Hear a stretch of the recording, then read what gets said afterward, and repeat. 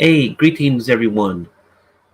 Just a quick little video. I wasn't really planning on doing any type of video, and I don't have any reason other than, got in the mood. So here's a video. And what am I doing right now? I was working on the planetary assault weapons platform. That sounds like a good name. I think I'm going to name this thing. I've been working on this triangle-like platform for a couple of weeks, and it's been longer because I started it months ago, really, and then I stopped, and then I resumed, then I stopped, and so there was something for Joe Fest I was going to try to bring, but then I got involved with other parts for Joe Fest, so I stopped it there. After Joe Fest, got into this creative block where I was just not thinking effectively in a creative mode. So new designs were coming out slowly, or I kind of lost interest in terms of working on that particular design, and I ended up working on a different design. And then, so, it was a tug of war back and forth like that. So I needed something instead of backing away from everything. I can't do that. It's easy to say I need to take a vacation, and I do. Haven't had a true vacation in a while, and so I've been running on high octane, you can say, for a long while, essentially nonstop. Yes, and so after Joe Fest, it's like I really felt some negative feedback from myself, in the sense of I lost a creative aspect, and I was just struggling to force myself to think creatively, and I just wasn't doing it. So I had to step back and try a different approach, such as trying a totally different design, a totally different idea. And that's what I was doing, and it kind of worked, but I had to force myself more. So I started a World War One tank, and that started to get the creative juices flowing again. And then I started to bring up some older designs, and I was working with some of those completely different designs, and those were working better. And then started to get my creative juices back for thinking about the VSS and the Greebles and things like that. So I'm trying to swing back towards the VSS, because I know people have been wanting to know progress and things like that. So I'm doing strategies to force myself into a creative mode again. So with that said, I'm also thinking about the upcoming and ongoing DioWarriors action figure line, Conspiracy.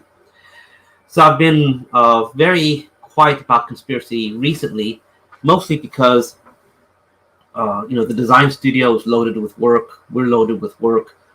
Both of us are not getting a lot done in terms of Conspiracy at the moment, but it's not abandoned or anything like that. So if you were wondering, you haven't heard too much buzz about it, it's because it's just kind of getting things going in the background for other stuff, and moving slowly to get Conspiracy back into the schedule of stuff.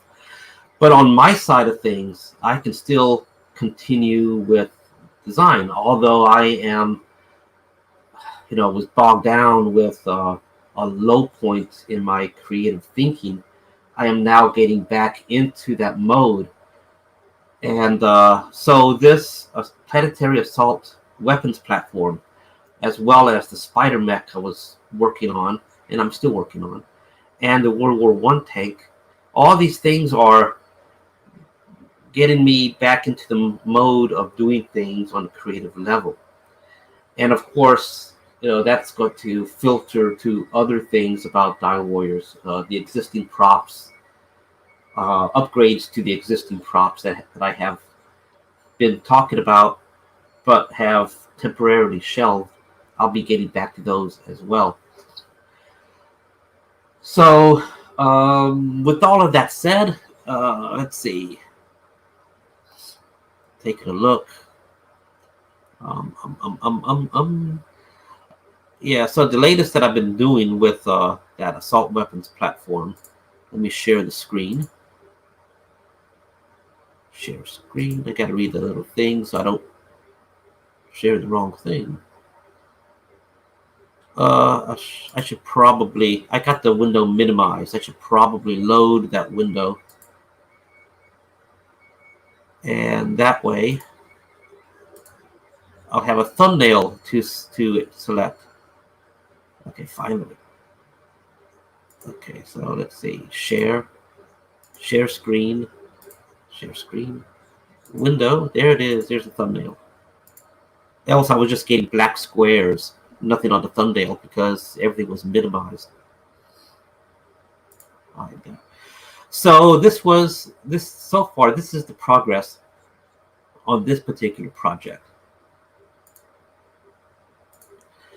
And if you're curious about it, the idea behind all of this is with conspiracy, we're not just going to be doing only figures, but as you know, we're capable of doing more than just simply a small prop. And essentially, what is a vehicle? It's like a floor, it's like a wall. And so you can do a diorama with a floor and wall, combination. And when you take something like the VSS, that's kind of like a floor and wall, but no, it's inclusive. It's a big vehicle, but you still have the same approach.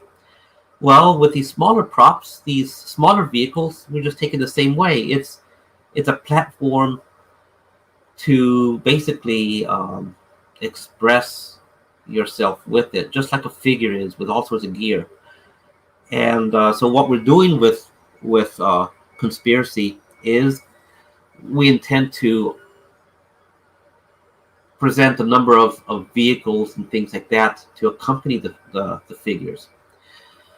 So there's a lot about conspiracy I haven't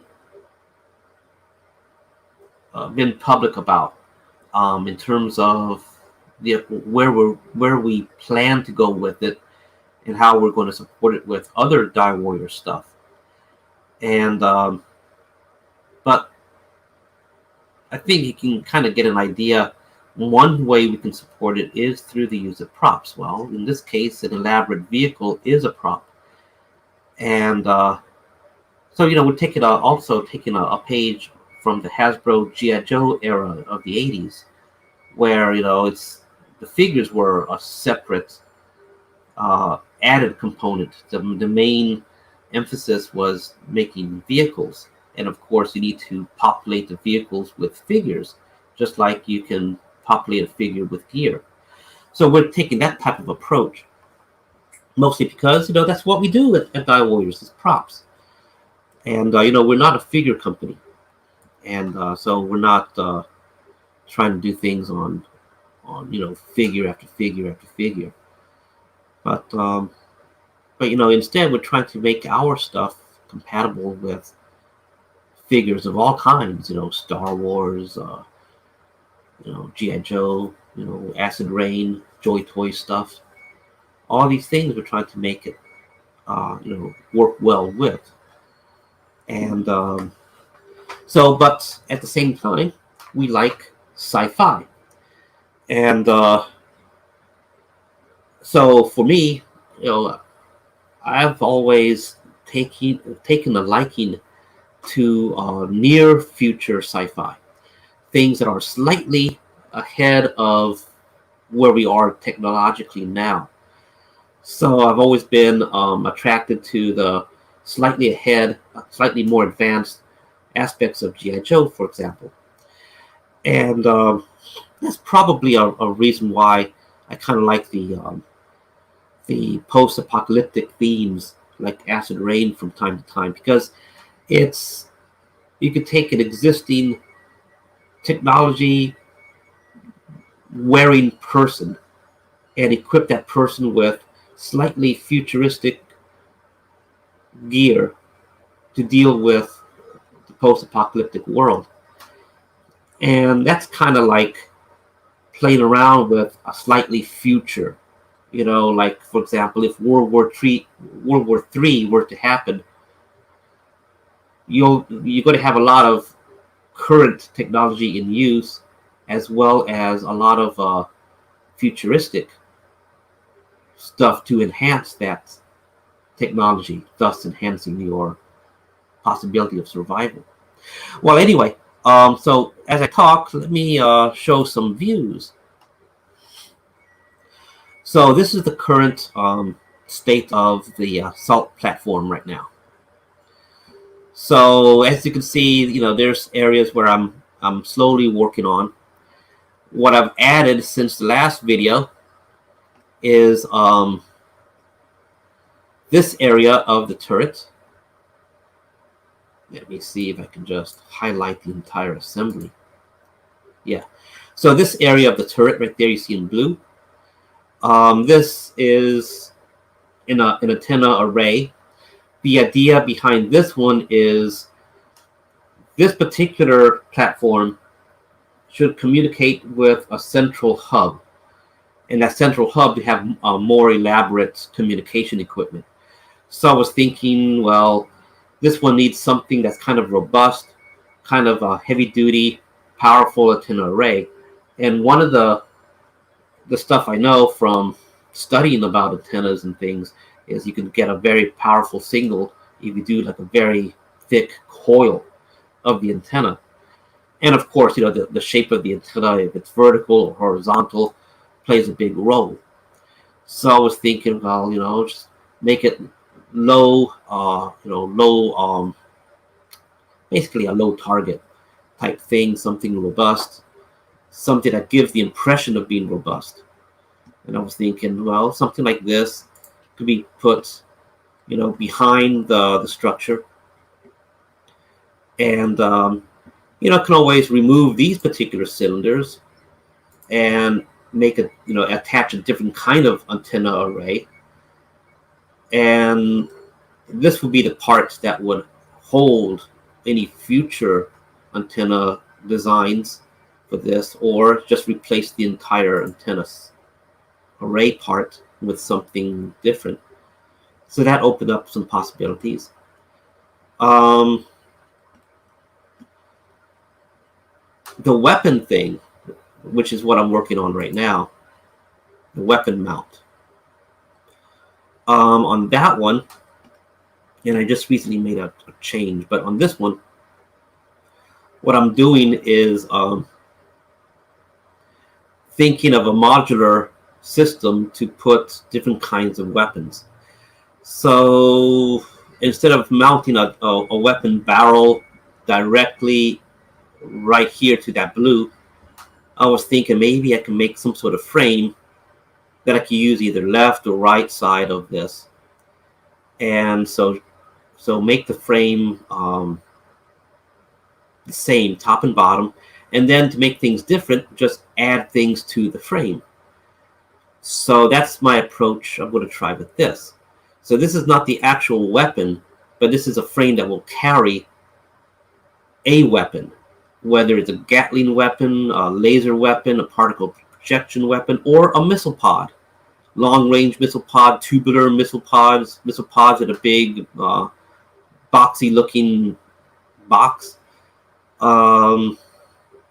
Or, you know, other kinds of technologies, you know, other kinds of weapon systems, or perhaps some sort of heavy-duty tracking. So, so that's the approach I'm taking with this. This is a weapons frame. And right before I started the video and I was getting all interested with it, I was working on this assembly. And actually, there's nothing really to look at there. I was working on this part.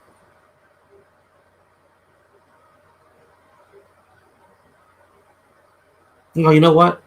I didn't paste it. Let me go back to the assembly and quickly copy and paste. Sorry about that. I thought I had yes. I thought I had pasted it, then I was going to show right away the latest thing. So let me just go to parts and paste it real fast. And you get to see what I'm doing with this. So sketch, and I got some, you know, every day there's something new in this independent toy industry that that we're doing. And let me do this real fast here. Let me go cut that. Make another line. And for example, Joy Toy has been in the spotlight recently, and I need to get myself some Joy Toy diorama sets.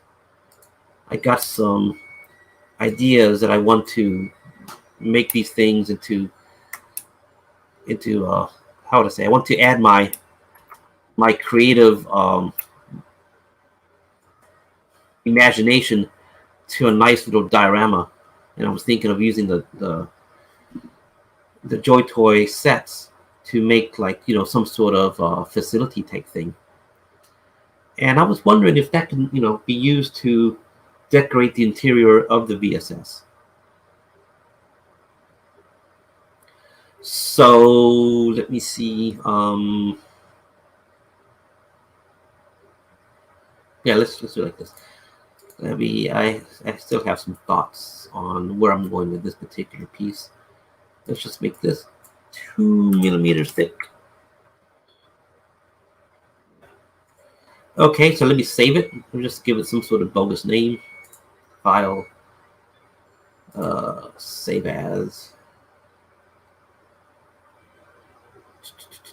Under weapons.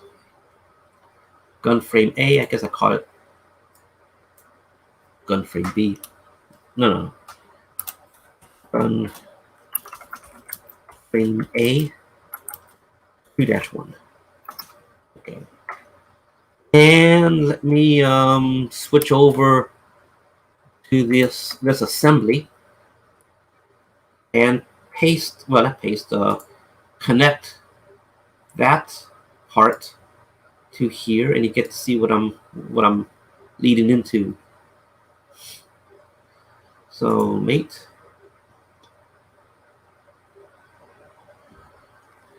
I guess when I do the videos, the CAD program slows down a bit. I find myself waiting longer than I normally do for an operation to complete. 0.2.5. Okay, I just want to make my little gap here. Oh, the wrong direction. Okay, right there.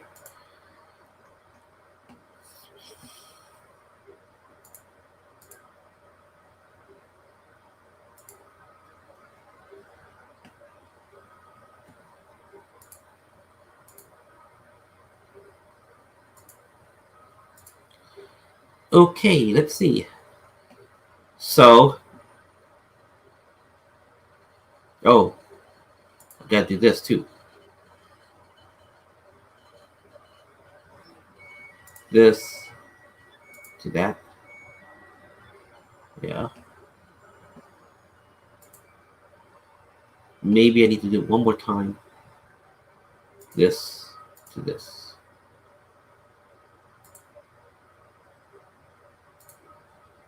Okay. So, change the orientation. Save it before I do anything else. Okay, so here's the idea on this one. So the turret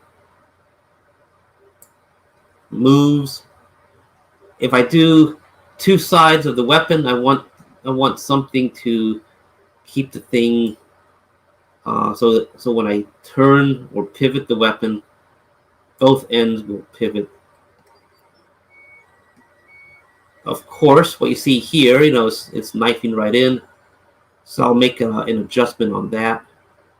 So I'm going to change the shape of this middle bar. Basically, maybe make it like a big U. It comes out, goes over. Or perhaps I can move this entire piece forward some. We'll see. Because I also have plans for this area, this back area here. So maybe I should really move this forward. Okay. So I'm thinking out loud. So this part in the middle, thinking I could put some sort of sensor, cameras. Yeah, cameras would work. Some sort of tracking, some sort of active tracking radar type thing. The dome itself, just get an idea of targets all around. The actual phalanx one, the entire radar thing would pivot. So you actually had the tracking radar actually in the body, and you had the overall area radar on top. But this is a small version of that. So I'm doing things a little bit different. And so this is one idea. I'm thinking of doing another dome piece where I just basically have the dome only about up to here, and the rest of the body is gone. I'm thinking of doing, in other words, I'm thinking of doing a small dome, and because that's going to open up other options for other kinds of systems. And so the next thing I'm going to be doing, obviously, is going to be moving this thing, but what I'm going to be doing after this is designing a weapon that attaches to these ports, these oval-looking ports. And the back part is going to be for attaching something like some sort of energy cell, or some sort of thing to where, or ammunition or something like that. Basically, support for the weapon. And of course, the support for the weapon can have other equipment attached to it. I am thinking about putting some sort of port to attach additional gear back here, one back there, one back here. That way I can attach other gear to the turret itself. And so that way, as the turret moves, any power cables, anything, ammunition, whatever can travel with the turret. Oh, look at that.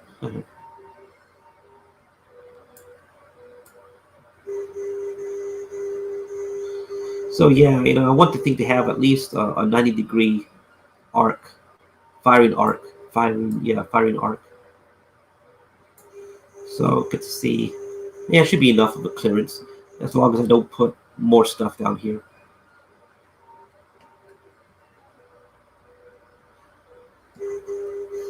And that's another reason why I kind of want to have a little bit more gear mounted to the bottom of this platform. So that way it keeps the top part. Maybe I can just put some sort of armor plating, or put solar panels all around, or some solar panels, some armor, maybe mix and match like that.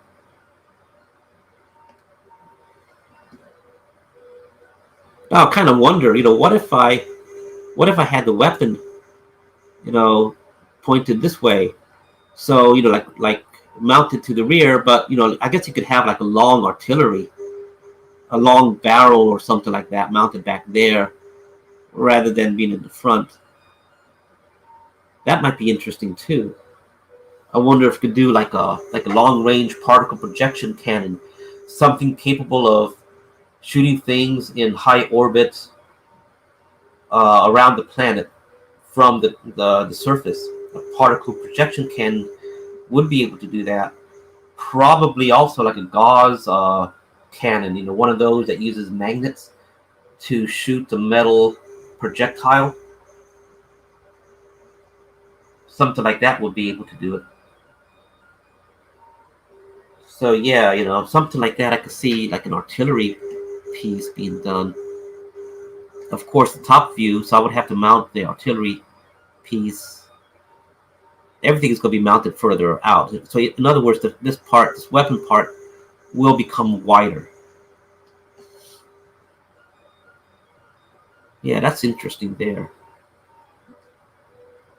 So, the ideas keep flowing. You do something, and then it's like you play around with it, and it's think, oh, this will look better like this. This will look better like that. Well, yeah. So yeah, this frame is going to be quite useful. So, anyways, with that, I think I'm going to start messing around with this port. Maybe instead of moving this port, I should just make a mirror and copy this port and put one over here on this side. That way I have options. I could put something here, I could put something there. Yeah, I'll do that. So with that said, I'm going to take a look, see if there's any comments. And there's no comments. So maybe as I flesh this out more, people will chime in and say, hey, you can do this, you can do that. And so, okay, here, let's see. I'm getting into the mode. Yeah, you can see I'm excited. In fact, I'm thinking, I'm so excited I might get myself a Coke. Mostly because I don't have a bottle of juice ready. I'd rather have some juice, guava juice. I like guava juice. But since I don't have any juice ready, I'm going to suffer by having some Coca-Cola. No, I'm joking. I like Coca-Cola. I just don't like the drinking it every day because of the sugar content. But I like Coca-Cola. Be right back.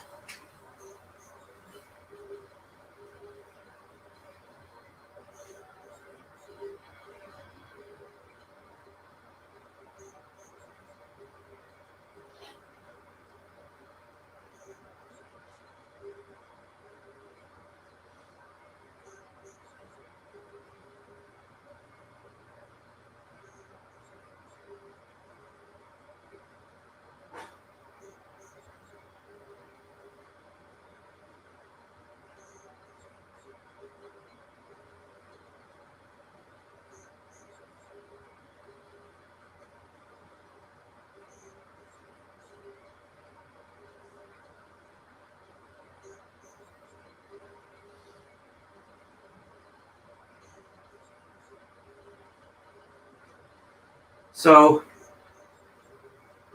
Coca-Cola cans or soda cans, they come in different sizes and diameters.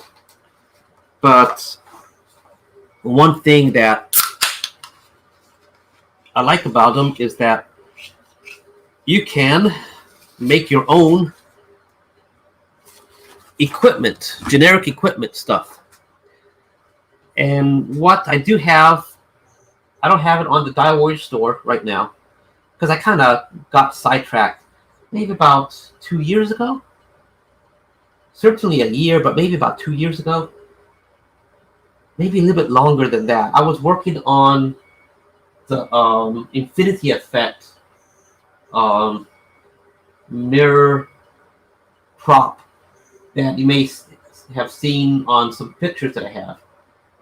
And I put some LED lights in a one or two-way mirror or something like that, however it's called. And I was able to generate an infinity effect. So I made like a portal, like a Stargate style portal.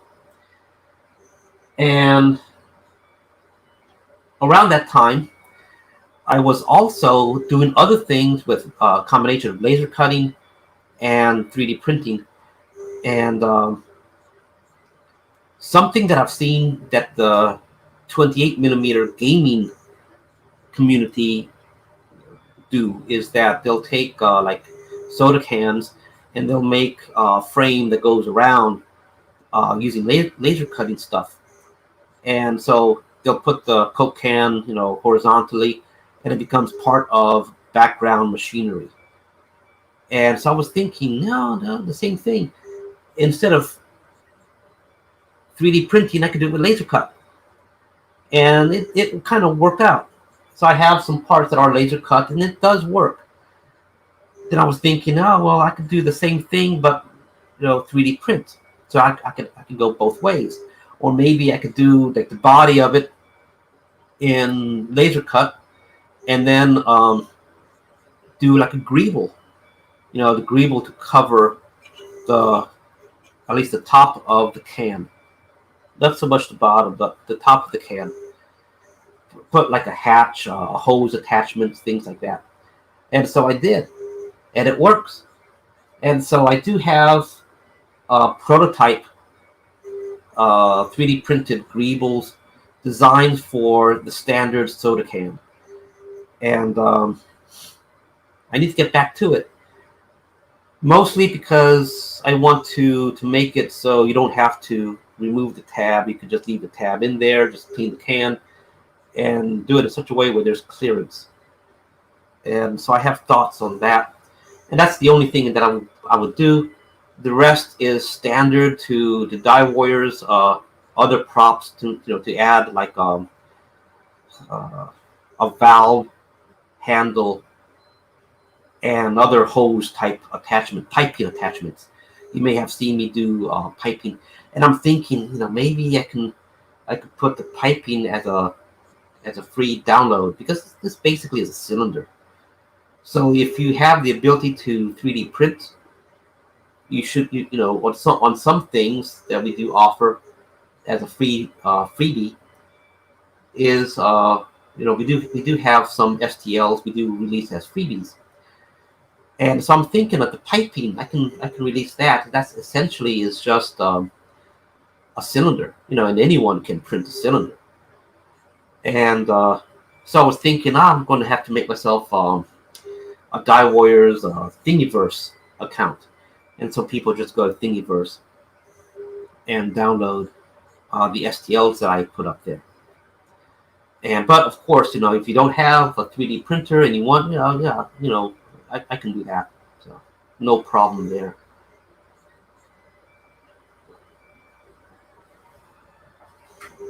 I am keeping my eyes open on a 3D print that I have for an order that's going out. A little change of pace. Let me change the browser. Let me also bring this up big. So the Cobra Deviant mech I really like. It's something that Hasbro did a few years ago. That I think the body of the mech, the legs, they're okay. The weapons that came with the Deviant, terrible. Very child-like weapons. And but as an adult, I want a mech that has guns, not something that pushes. Like a big boulder. It's going to punch another mech or something. I want something that can destroy an enemy mech from a long distance. And so I went ahead and made some weapon pods or weapon accessories. I need to go back and change them and make new ones. I have better ideas. It's just that time. But one of the challenges is coming up with the way to attach the weapon pod to the Hasbro mech. And so I have these little hexagon pieces, and I have different shapes, because even though I find these things durable and good, PLA is not the best thing for a flexible something that's going to take a lot of stress. So I've been trying to optimize the design. And so I have this particular design where there's a notch inside that allows the peg to go into the Deviant mech and kind of lock into place with enough that you can, enough resistance that's not going to come out so easily. but if you do enough force, it will pop the weapon out. I don't recommend doing that often because PLA, like I said, is not the best for stuff like that.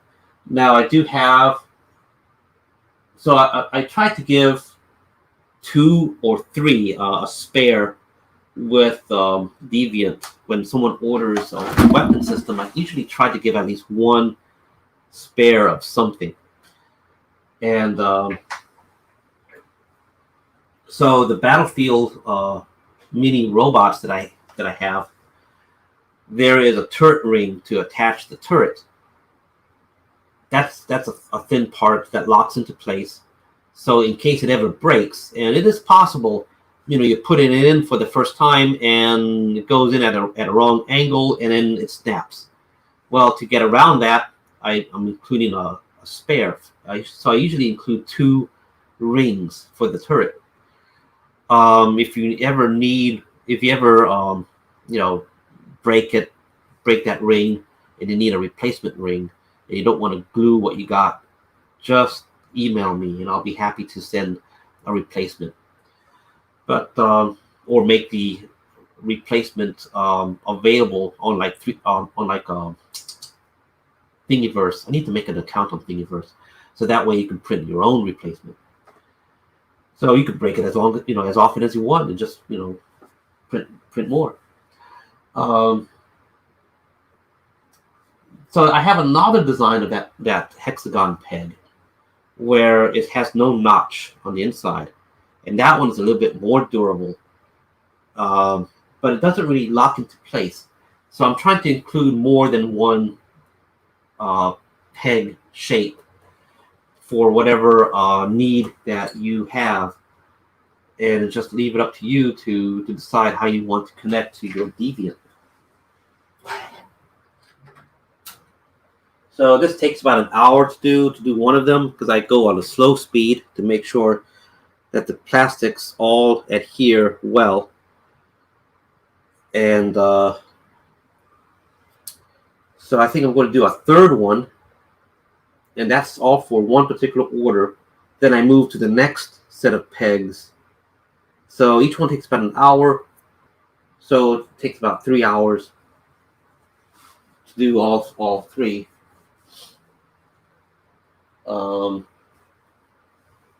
So just it goes to the point that when you get something from DioWarriors, we do take account all sorts of different possibilities, and we try to cover as much compatibility as possible.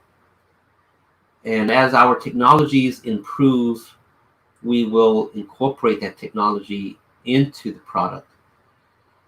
For example, I wonder if an Allen screw, a torque screw, something that looks like this. I wonder if I could find one that has the same overall dimensions. Yeah, this kind of works. And what I'm wondering right now is get one that has the threads longer. I wonder if I could just simply make a hexagon block with a hexagon shape for the nut to fit in, and then on the other side to put the I can even do it with this, to put the this might be the right size. I got something I'm going to try out. If it works, I'll make it available in the store for the Deviants. Because this is what I'm thinking. I could make something like this for the Deviant.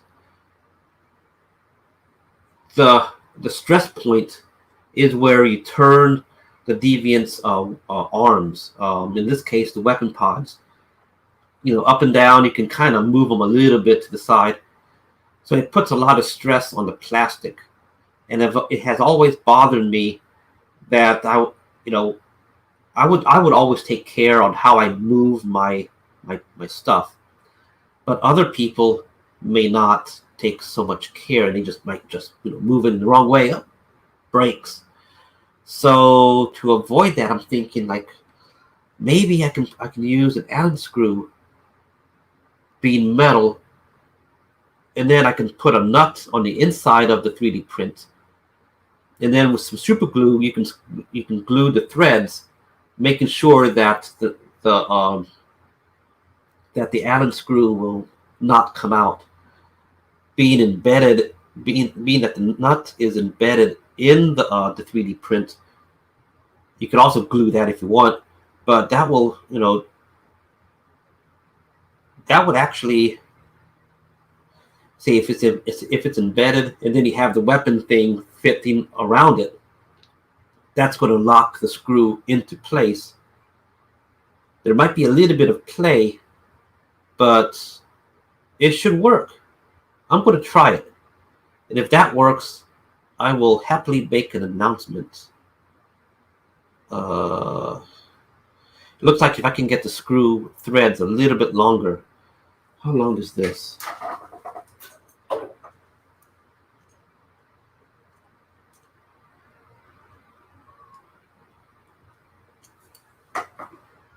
$10. Well, if I can get it 15, that should, I can make a part that has a 15 millimeter gap inside. And yeah, I'll do that. I'll do that right away, really. This is an M4 Allen screw, 10 millimeters long. I can get it 15. Yeah, I'll do that right away, because that will make an improvement, and then I can be more bold with the types of weapon systems I put for the Deviant, because then it'll be more robust. So I can add more weight, bigger things like that. So let me go real fast back to the back into the design thing here. Oh, that's new. Look at that. Ah, is that a new feature? Here's everything. Yeah, I think they added some new stuff. At least I didn't realize it before. Some new features in StreamYard. Not bad. So, okay, let me start the next print on that and get a little bit closer to finishing this guy's order.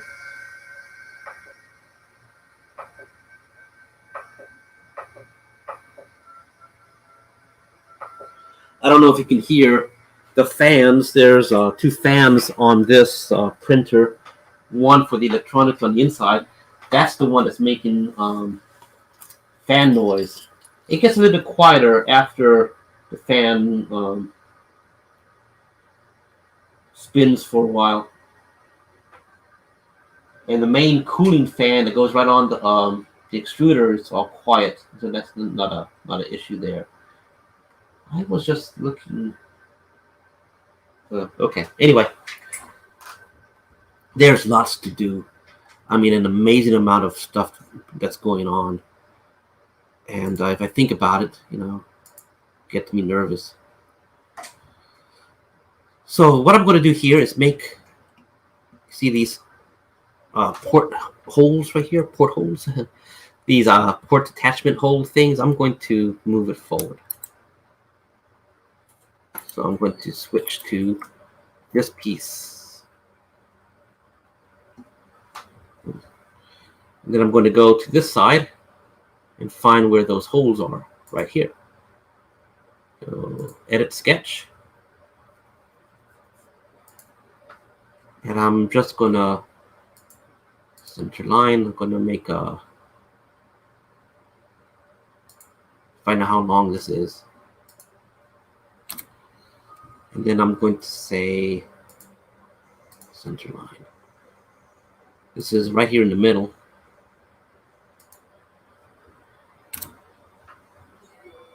So I want to make sure it's 90 degrees. Okay, in this case, 270 degrees.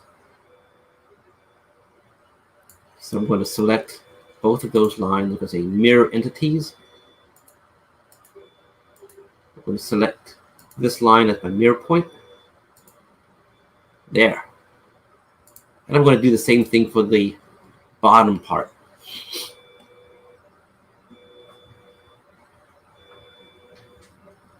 So I know these things are kind of spaced together, a little bit kind of close, but we'll see how that works. If not, I'll have to go back in and kind of space it out, separate them some. So I go to this one, do the same thing, and so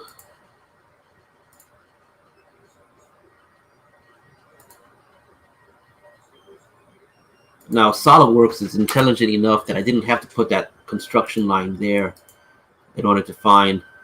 That's just for me because I didn't think about it. I just went ahead and did it. So, but SolidWorks is intelligent enough to know that you're working with this particular edge. It'll show the midpoint when you want to attach another line. So I want to go mirror about here, and I'm going to select it. Now, when you look at this particular frame, it looks kind of plain. That's the way I want it. No, it looks kind of plain, but you can do things. You can make this look a little bit more greebleized. You can add little impressions. It's going to get covered up with weapons, but depending on the shape of the weapon, some of that greeble stuff, might be seen. So it'll be nice to have some sort of pattern. So I'm going to go ahead and try pattern. Now, one side is going to be printed. It's going to be I'm going to print this like this, in other words. So one side is going to be resting on the build plate, and the other side is going to be up in the air. So the side that has a build plate is going to be the ugly looking side. It's going to have issues. So one way to get around that is to make this like a big cutout. So, basically I will do an outline and have the outline with an offset. But because I have these things that go in so deep, you can see the outline of that. I would have to make a part inside. So basically it'll just be like a big square, and that gets kind of boring. A big square cutout, and that gets kind of boring. So what I'm going to do is instead of cutting all the way through, I'm just going to have the thing cut into the surface a little bit. So let's see, what is the good side? I guess this. So let's deal with this. So I'm going to go sketch. This is the way I would do it. Can I, since the whole surface is selected, can I go offset? Well, the thing did it. So I can make an offset, let's say 1.5 millimeters. It just does an offset like that there. I know those oval pieces went in about 3 millimeters. So if I do 3 millimeters, that's going to be too much. But really, I need to go a little bit more. 4 millimeters. So that would be the basic cutout. Okay, so let's do this for the moment. There are some items that I have to deal with, like, for example, gotta have this piece here. Doesn't need to be 4 millimeters right there. 3, can I make it 2? I don't remember what this from here to here is.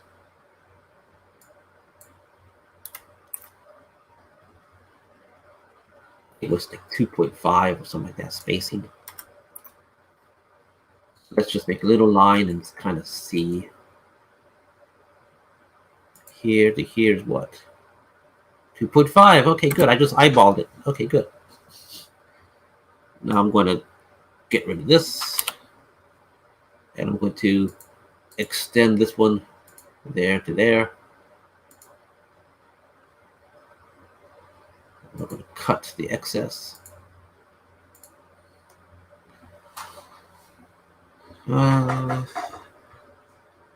Yeah, I know. I wish I could make it a little bit less thick, you know, instead of 4 millimeters, make it like around 3. I don't have that much room to play with. I think this is only like 1 millimeter separation there, so I really don't have that much room to play with. So I don't want to make this cut too close to the sidewalls of the attachment ports, because it'll get too thin. And then, you know, it won't be a strength issue so much. It'll be an eyesore issue. Now this one here, what I want to do is just like that.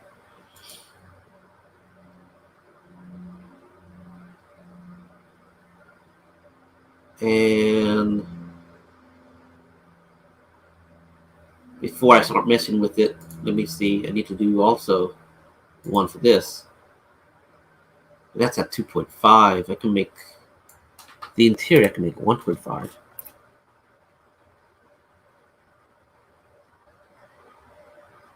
Yeah, let's make that 1.5. Let's make this, how would this look at 1.5?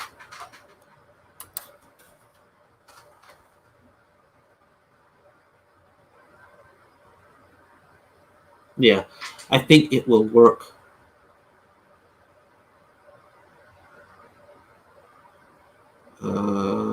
Yeah, I think this will work. So I'm going to cut the excess and make it look nice.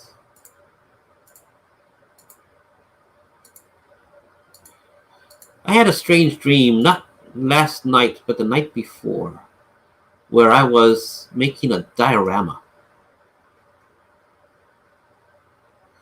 So this is okay at the moment. I will copy all of this just in case I do something on the other side. I don't think I'm going to. Well, actually, I do have to do something on the other side. So, and I'll tell you why. It's because if I try printing this flat like that, it's going to be a challenge to lift it off the build plate. I do need to have, how to say, I need to make the surface have less surface contact, so it's less resistance when I go to take it off of the build plate. So even though it'll be the ugly side with this cut, it will still be better in the long run, especially if you go back, if you decide to manually sand it and file it down for your own purposes. Yeah, it'll come into play. You know, it'll be easier to sand and file a 4 millimeter border all around rather than the entire surface. Because one thing that happens, okay, is that there's a good chance when you print something flat on a regular build plate, has no glass. Well, even if it has glass, even if it was a glass build plate, it may be slightly warped, but it'll be enough that it looks straight, unless you go in to sand it, and then you begin to notice that it's a little bit warped, just a little bit. And you know, so by having a cut into the surface like that, I don't want to say it eliminates it, but it makes handling a warped surface a lot easier. So take this, go features, extruded cuts. Now the big thing here is how deep do we want to make the cut? 1.5 is always good. When you don't know, 1.5. Okay, because when the thing prints, you know, you're going to get something that looks like it has greeble. Now, one thing I can do here, I can do 1.5 also, or I could go less. Sketch, sketch. It looks like I'm going to have to flip the paste. Yeah, I'm going to have to flip it. Well, actually, I don't have to flip it. I could just put it in and then rotate it. Put this in and then rotate.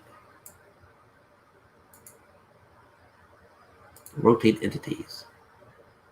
Center of rotation right there. And then just go boom.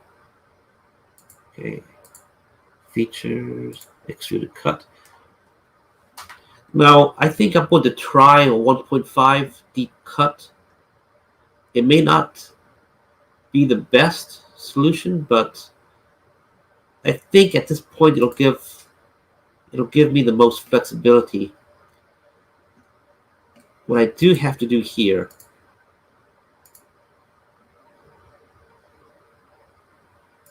what I do have to do here on the side that's going to be printing, down. I think I'm just going to make a chamfer of 1.5.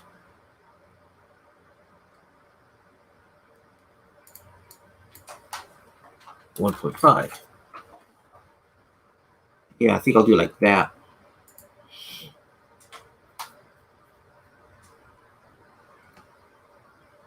Now on this one, the side that's going to be nicer to look at, I'll do things a little bit different. Make a nicer looking greeble set. So I'm going to go here. I'm just going to try different things. One thing I will try is just make something that I can do like a simple array. This becomes an eye candy part. So at this point, I'm making eye candy. So make something look complex.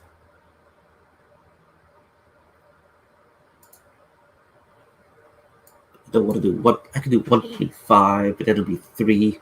That'll be kind of thick. So 0.75 might be too thin. Let's just make it a solid 1. So it'll be 2 millimeters. I do bidirectional. And then I could go in and I cut the excess.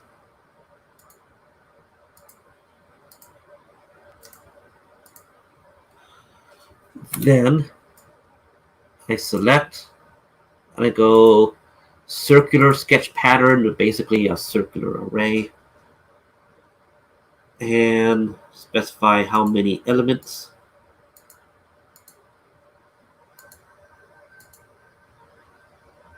That might be good. If it's too much, I can do less. That's 10, so make it 8. Yeah, let's make it 8 and see where we go with this.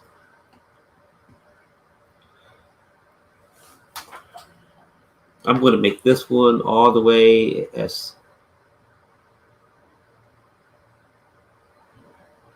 I'm going to make this one as all the way as tall as. No, I want to make it tall. No, I want to make this instead of 1.5 millimeters high. I want to make it just 1.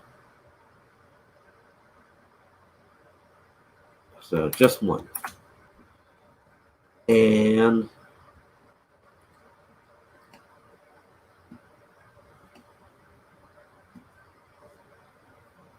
I'm going to chamfer not all of them, but just these. Chamfer this at, okay, if I do 1, would that be, chamfer at 0.5.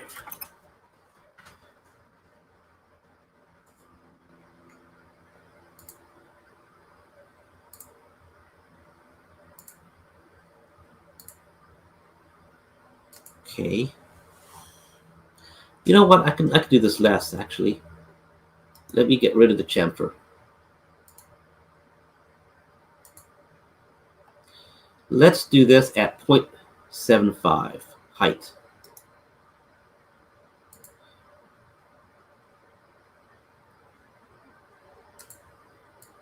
Uh, 0.75. Okay. Oh, what happened here? It stopped.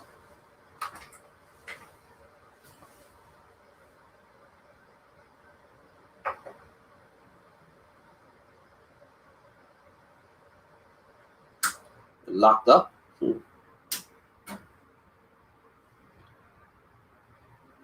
Preheat. Oh. No.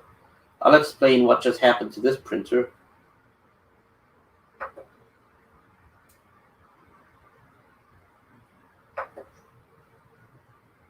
It's let me get to where I left off.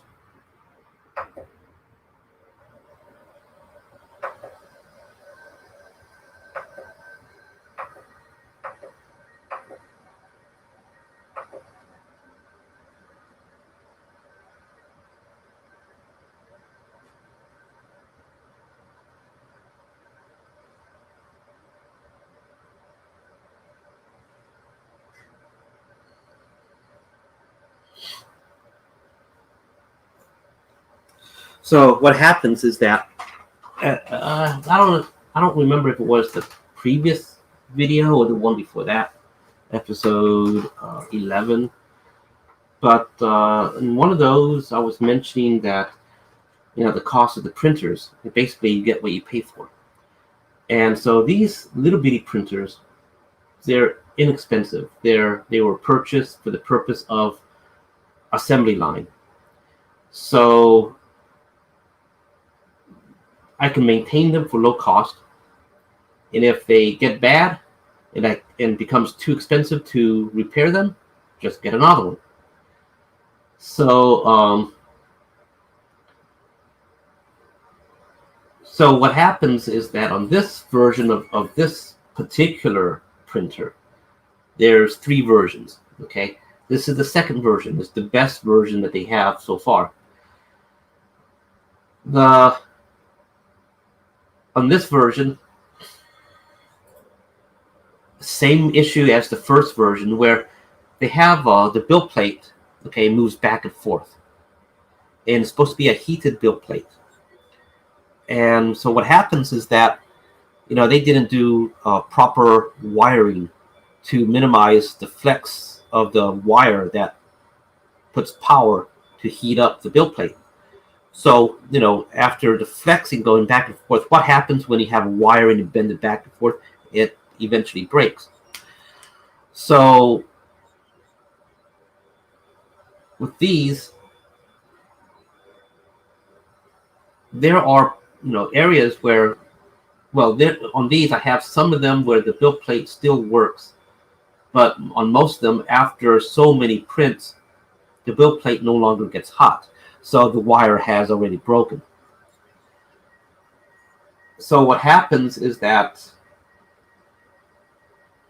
there may be a little connection still there, okay, a little bit of wire that, as it goes back and forth, there may be a little gap, but as it goes forward or something, it may come in contact. And if there's a little bit of current, then it causes a short. Well, I don't really require these printers to have a heated build plate on all the time. If it has one, I will use it. But if that wire breaks, I don't really have to go in and rewire the thing myself. And there are YouTube videos that show people rewiring the thing. So that's always an option. The thing is that it'll take downtime. That printer will have to be taken apart a lot. Deal with the proper wires or proper setup, put things back, rewire it properly, and then put everything back, recalibrate everything.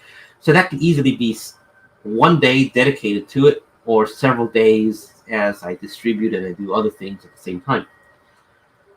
So it's a downtime that can propagate itself to other things.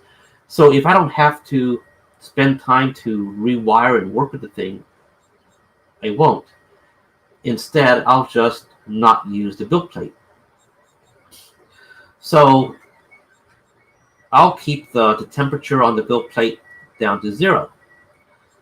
Now, sometimes when you make the G code, the default settings is to have the heat the build plate on. You could always override that, and I do, and I specify 0. But when I take the file and I put it into the machine, the temperature shows like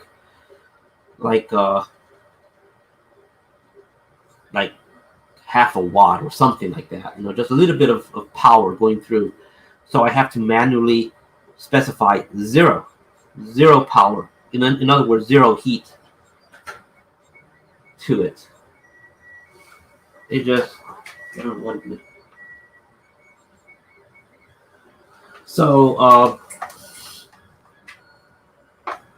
but so sometimes though, you put the thing in, you do the settings, you walk away, and you come back and you check, and you see that the temperature is not at the 0 or at the temperatures you set. You see other temperatures that have been set back to default, and then you have to manually go in and fix everything. So that was probably what happened. I set everything to 0. I walked away, came here, and the machine goes to print. For some reason, it switches to the default settings, so it goes to go into the position to print, and then the wire gets close, and a short happens, and the machine stops. The fans still blow. The temperatures go down to good cold temperatures. Nothing gets printed. The machine just stays on, so it sounds like it's on. You go take a look, and there's no movement. So that's what happened. So anyway, with 3D printing, you always have to be hands-on in some ways with it. I truly don't think there's a hands-off machine. I know there's expensive machines out there that have, service contracts. But even there, you do have some hands-on, even though you're not maintaining the machine in the same level. But you do have to have your own little procedures and things like that. I want to just add a few things to make this a little bit more visually pleasing. Why did I go there? Oh, I need to go here. No.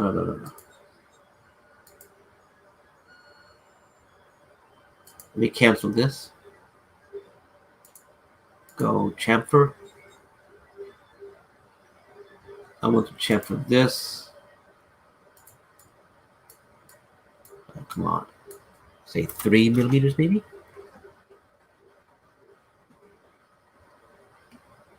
May look kind of thick.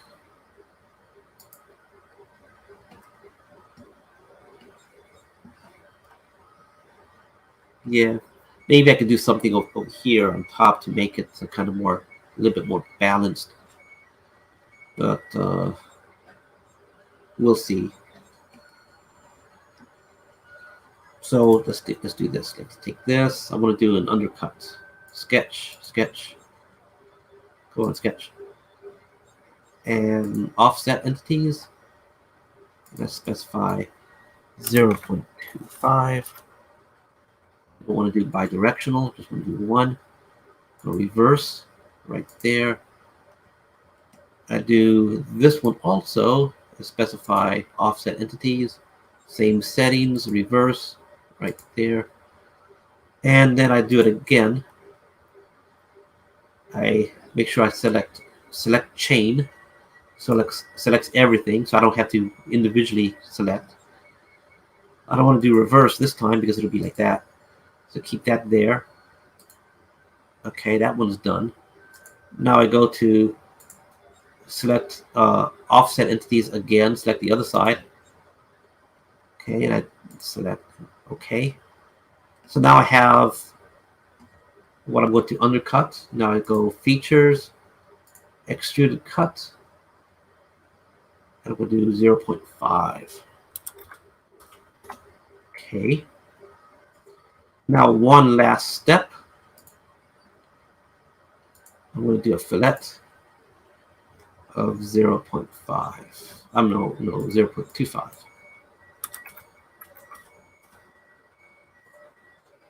And the same thing for there. Okay. I think this is done for the moment, at least the interior here. I'm thinking about other little effects for this, but I'm not sure yet. I was thinking of extending these things a little bit longer, adding some sort of screw, like, screw points or something like that. I may go back and do that. Just for now, for this moment, this is okay. Let's round some corners here. Yeah, that's good there.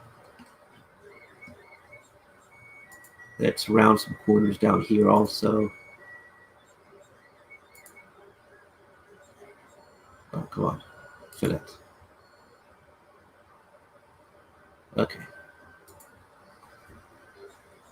I would have to round other corners, but I'm still working on the other parts, like these things here, these sides, these borders. But, I may go in and do some other little work here, but, these things will require some. I can go ahead and round these right now.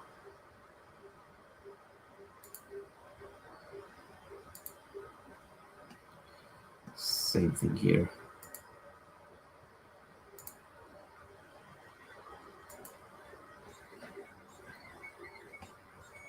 Okay, so let's save this and take a look.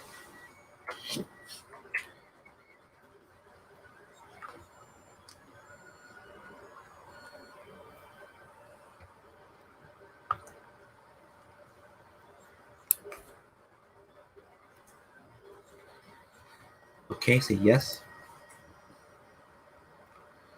Now what I shall do here is go to the mates section, scroll all the way down, look for the mates that I have for these things.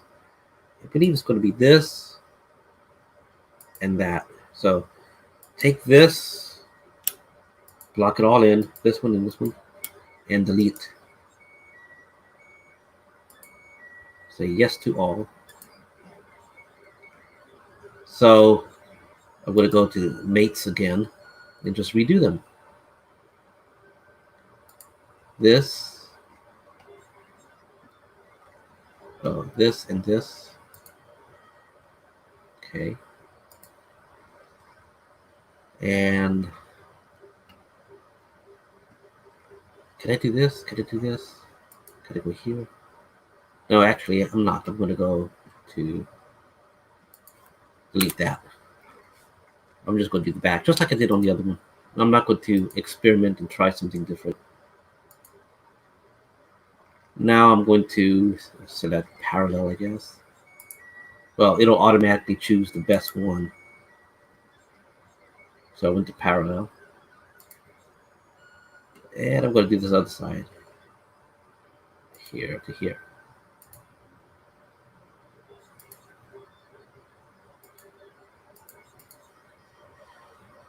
Okay, so let's take a quick look.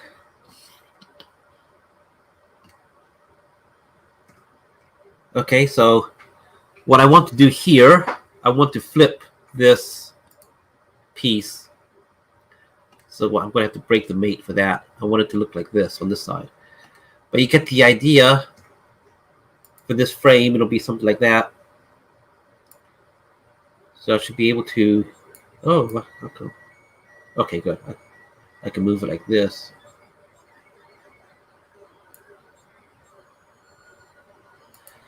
So let me save this and let me. It'll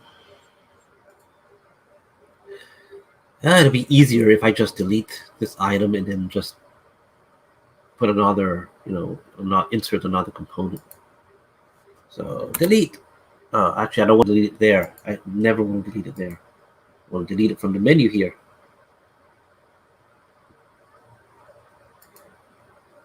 Yeah. Delete. Delete the following item. Yes. Okay. Now we go insert components. What was it called? Gun frame? No. Gun frame A. I don't remember what it's called. Maybe it was this. Yeah. So it's got to be this. Well, where is it?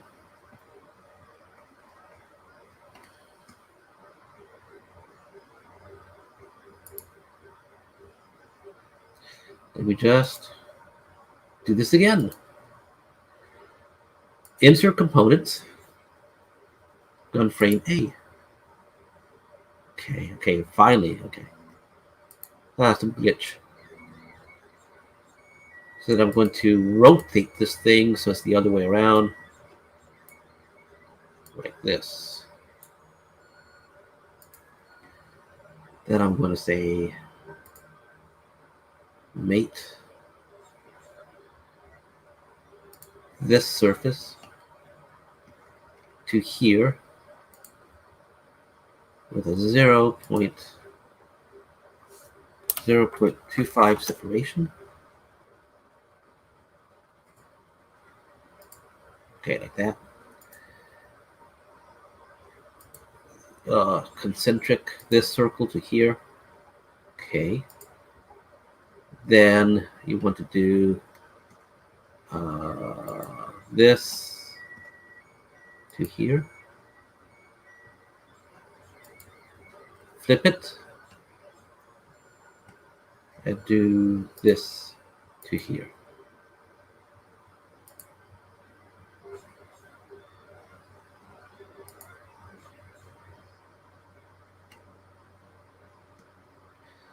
Okay, how does this look so far? Okay, what I don't like is that it doesn't really have a turning pivot down arc. How much down do I need?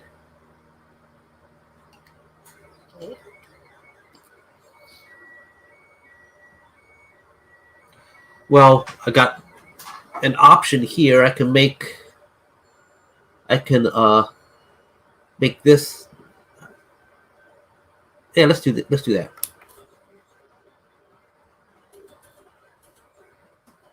Play with this some. So an easy thing is just to go to chamfer.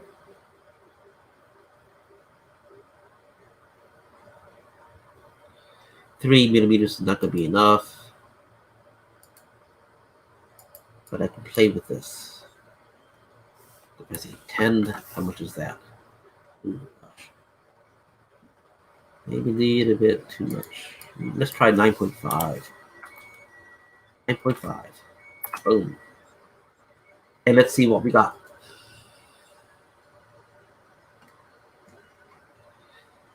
Save.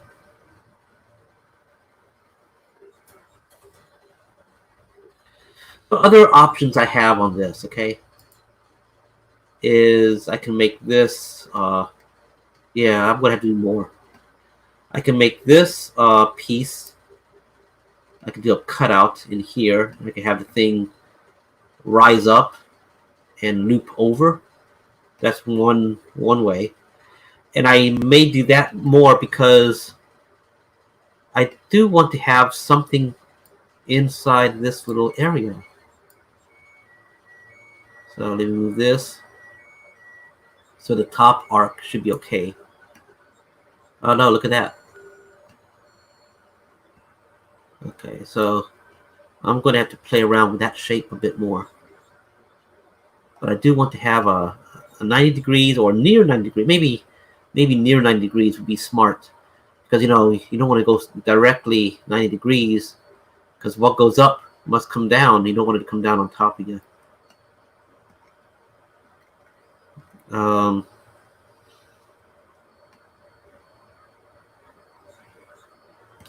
So I can make a cut. Okay, let me save this. Yes. So this is how it's done. You know, this stuff is how it's done. Just going back and forth and see how things work.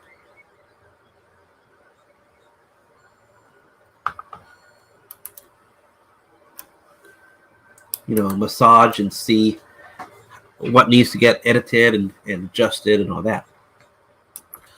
So let's move back to here. And the thing is, what is the front?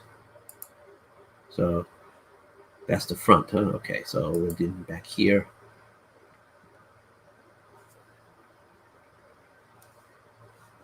Let's see. Sketch.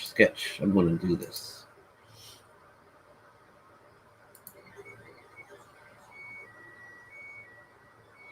Let's say 3 millimeters. Is it 3? No, 3 millimeters. Let's see. From here to here is what? 1 millimeter. So I want to give it a little bit more. Let's try 2 millimeters. So from here to here, let's try 2. Or 2. Okay. Let's do 3. I just thought of 3.5. Yeah, let's do 3.5 and see what we get.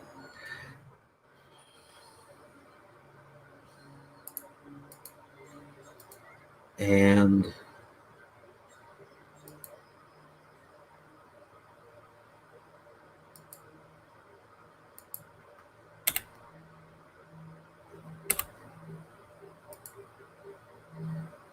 for construction. And I'm going to basically make a box and then just mirror 3 sides of this box. Square. Features, extruded cuts.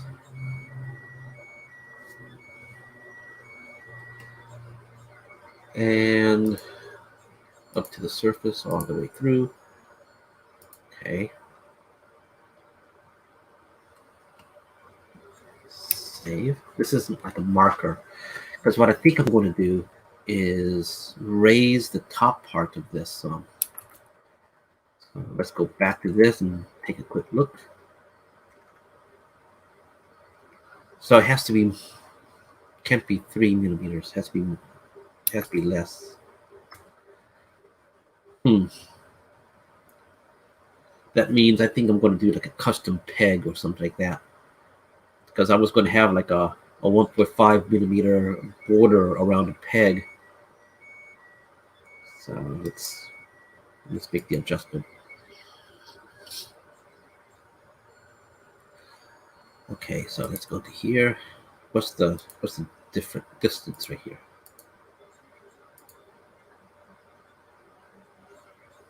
Elite, yes. Yes. Okay, so what's the distance? 8.5. So then let's try doing an offset.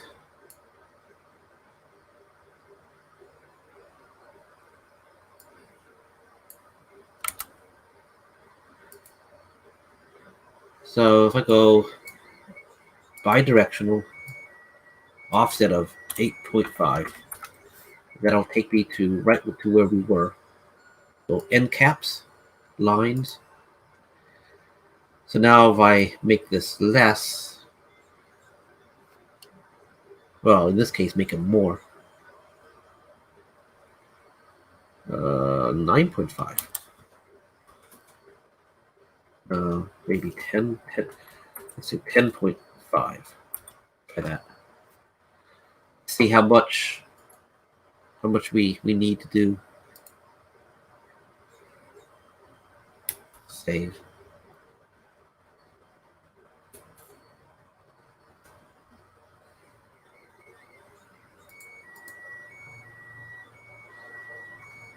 Okay, well, I have some clearing.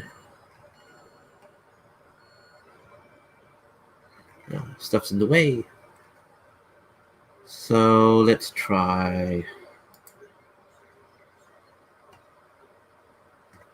Let's do the top view. Move the turret to about here. We go front again, like that. Then I specify cutaway view. Flip it so I go the other direction.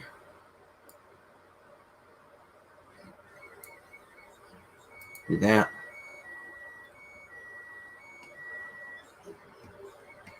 Then I get to see. Okay, that's good enough. I don't quite need to make. I guess it was 3 millimeters inside. I don't need to do that. I can make it less. So go edit sketch.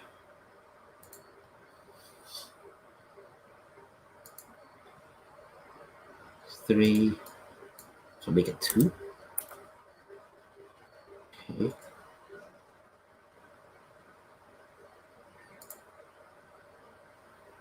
Another option would be to move these port attachment holes to further towards the front, so there's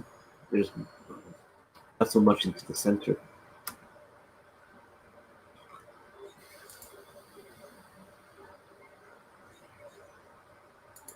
Okay.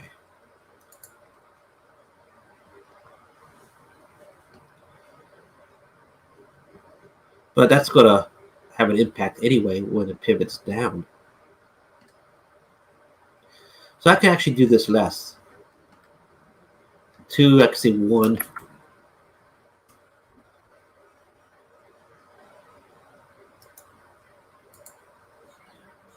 Because if I don't want the thing to pivot a full 90 degrees, then it is going to have to impact against something to prevent it from going all the way 90 degrees. 1. Let's try that.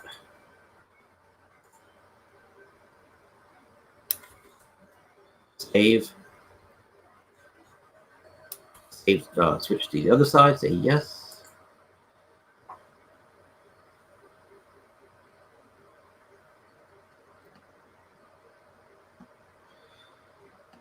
Okay, now when I do the front, come on.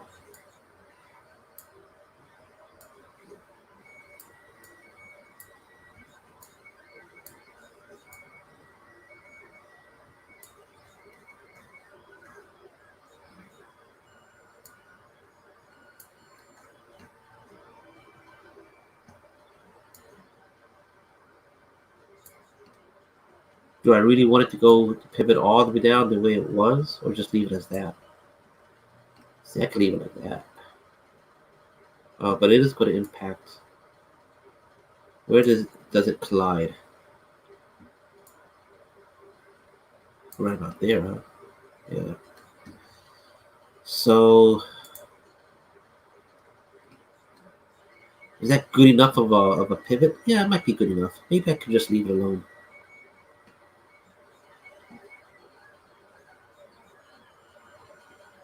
Yeah. So okay, let's try this. So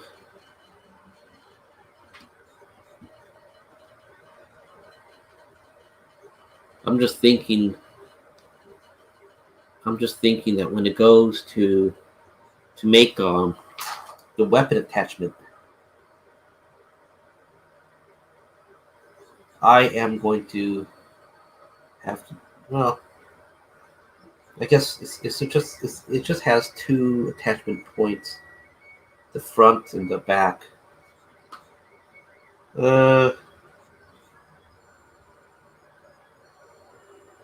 Yeah.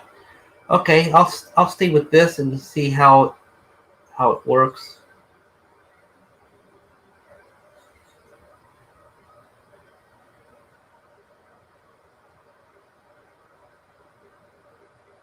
Yeah. Okay. I'll stay with this and see how it works.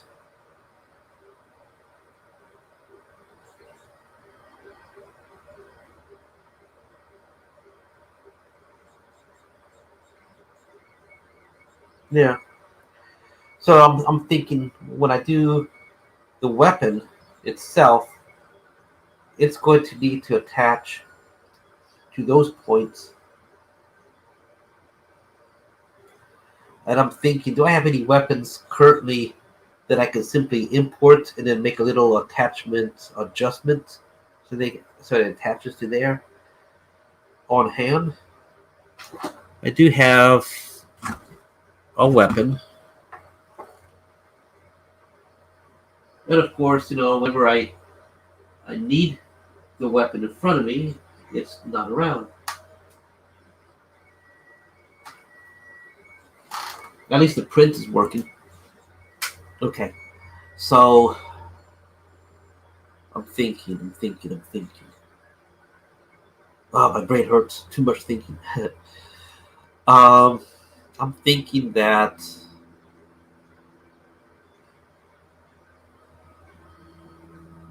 Yeah. Okay. I'm thinking I'm going to do. See, I like the idea of the artillery piece as well. What I'm going to have to do is take a look at existing weapons that I have and see if I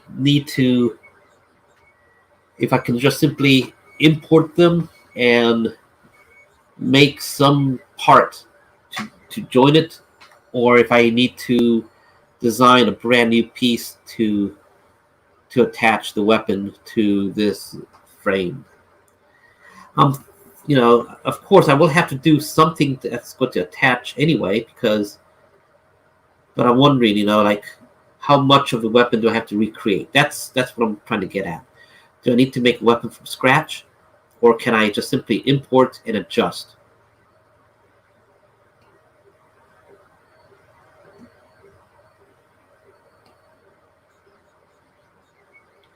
Also, I'm thinking maybe this portion of this thing doesn't need to be so much to the front. Maybe I can do it less. It just kind of truncated a little bit early. Yeah, I may do that too. Okay. So that's it. I think that's it for this particular video as well. Try to make it look military without making it look heavy. So maybe in terms of the weight, I'm going to have to see about truncating this early. Maybe right about there, just vertically, just cut it. Move these triangle pieces further to the back. Maybe all I have to do is just specify the length. Instead of whatever that length is, just make it less. I wonder if it's that easy. Okay, well, I'll find out later. So yeah, so once I do the connection point for the weapon, I can simply cut and paste that connection point to other kinds of weapons. So then you'll see a development of weapon choices happen pretty quickly for this. And that gets me thinking about artillery. Uh,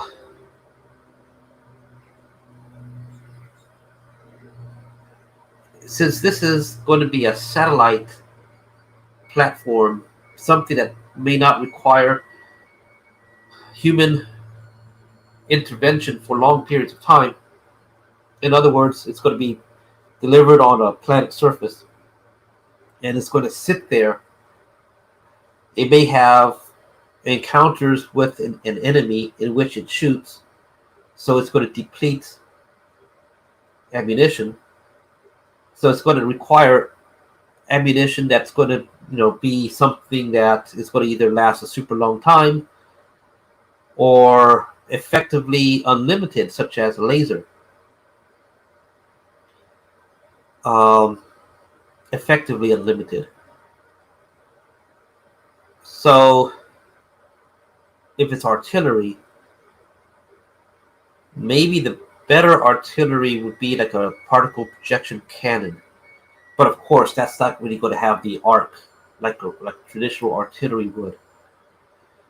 So I guess you could have a traditional looking cannon with an area for loading shells. I suppose making the loading part the high tech portion. So basically, you have a big magazine of shells that is mounted to it. I hope that doesn't, hope it doesn't look like like some sort of rifle magazine, because that will kind of affect the aesthetic. So maybe I could come up with a sci-fi looking magazine, and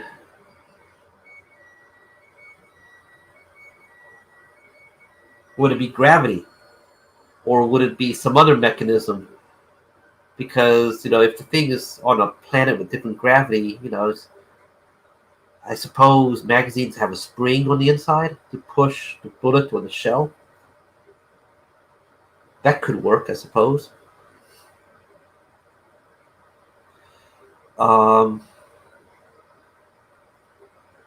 I'm thinking about the existing artillery cannon that I have that I did for the steampunk mech, the one that uses the revolver uh, thing to hold the shells. I'm not going to do a revolver style, but I kind of wonder, would that? What if I were to make a revolver cannon but sci-fi looking? Would that actually work? Would it be believable?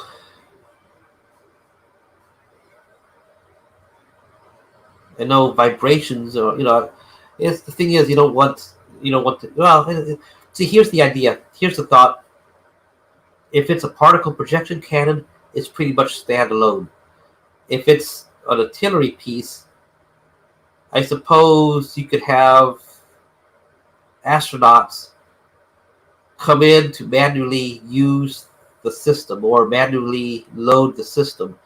Or if it has like a automatic loading, then the astronauts should be close by to replenish used magazines. Maybe they don't actually have to be the ones to manually load the artillery shell, but be on hand somewhere to just supply the ammunition. So that's what I'm thinking there. Would it be an option that people find practical? I don't know, but it'll be interesting to have the option. So if people want it or not, that's up to them. The particle projection would be more practical, in my opinion. Um,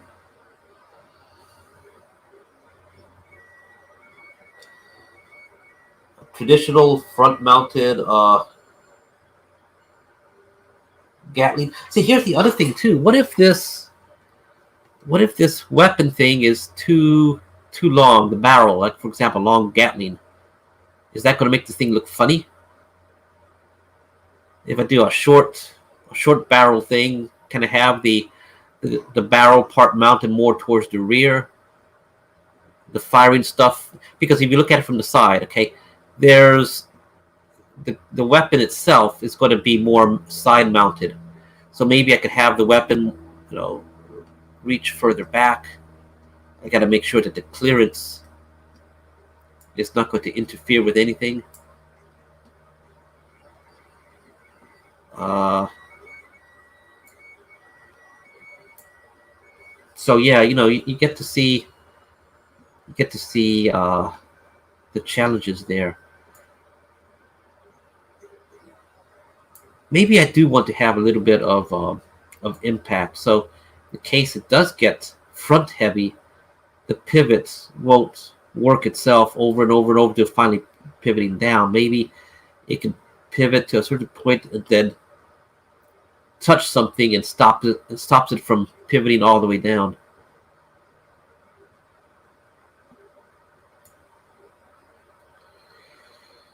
I'm thinking of other things too. Planets have sandstorms. Maybe all the weapons should come standard with a cover that's removed. So when the thing's about to fire, it opens the cover, it shoots, and then closes.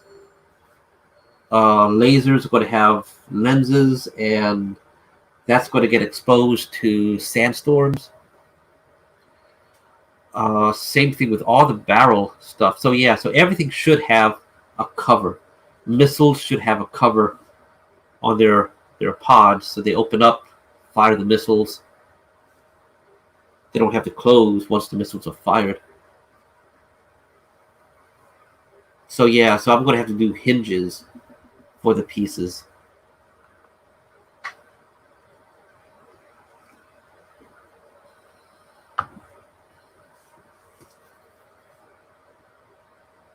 But thinking like this is fun. You start thinking of all the possibilities. Do we have to have a manual override? Maybe there should be a port somewhere where an astronaut can come in and sit down with a laptop and control the system through the laptop. Would that be the manual override? I mean, I can't imagine putting some sort of trigger and handheld handles, so an astronaut stands on the platform and aims it. Now I can see, if the weapon can be removed from the platform and then mounted on a vehicle or something. I can see a manual trigger and things like that being practical.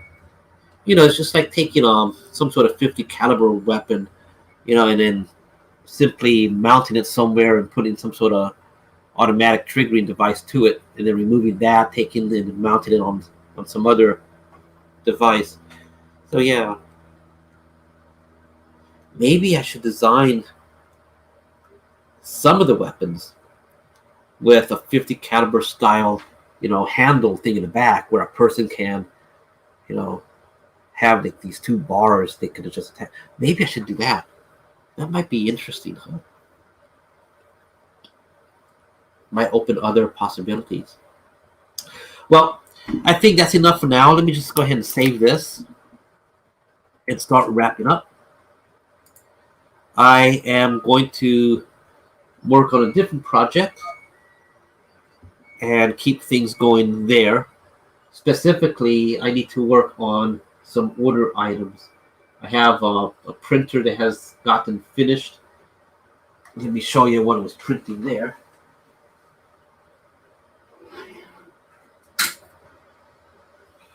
These cyber. Oh, well, see, am I?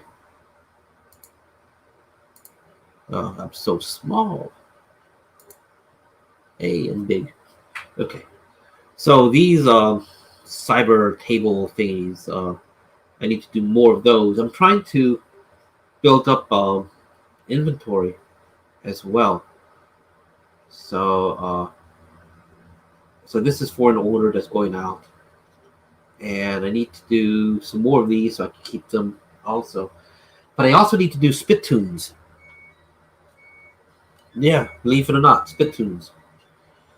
And I've seen people posted a long time ago in the past, that, how to say, poking fun at my spittoons. And, so they're talking about how, they're doing other 3D printing stuff, and they poke fun at my spittoons. But the thing is that if you need spittoons, where you go? Only one place in town. So with that, I make the sale and not them. So, so anyways, so yeah, I don't have any problems, printing spittoons, make people happy. It, does their diorama some good, completes their things. They get happy. They get good compliments on their diorama. It makes me happy that they use my stuff.